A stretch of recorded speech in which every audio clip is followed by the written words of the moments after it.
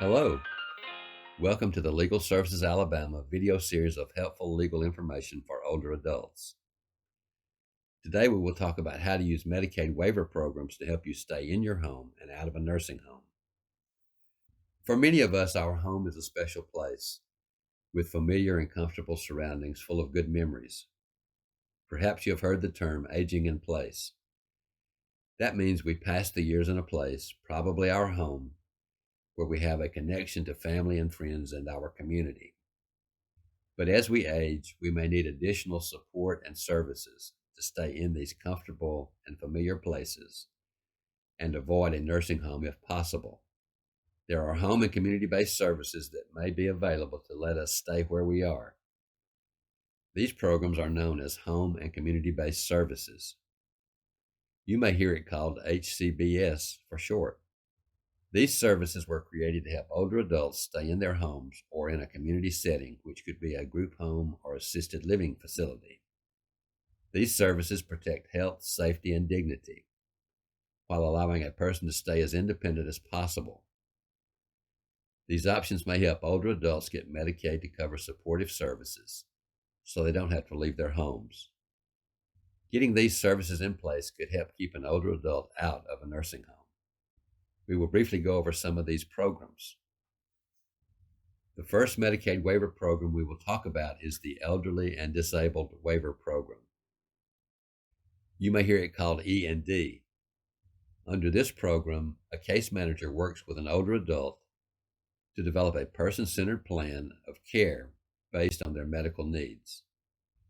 This program can provide personal care, homemaker services, respite care, adult day health care, companion services, or home-delivered frozen meals. Another Medicaid waiver program is the Alabama Community Transition Waiver Program. You may hear it called ACT or ACT. This program helps people living with disabilities or long-term illnesses who are currently living in a nursing home and who want to move back to their home or another place in their community.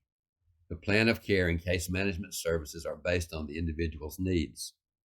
Someone eligible to apply for this program needs to have been in a nursing home for at least 90 days and able to move to a community setting within 180 days of the application for the program. Let's talk about the services available with these programs. Case management. A case manager is a person who works with the client to figure out what help is needed to remain safely at home. The case manager changes services when needed and keeps the client informed of all available resources. Personal care. Personal care services help clients with daily activities such as bathing, dressing, and eating. Homemaker services. Homemaker services provide assistance that will help maintain a safe and clean home environment. Companion services.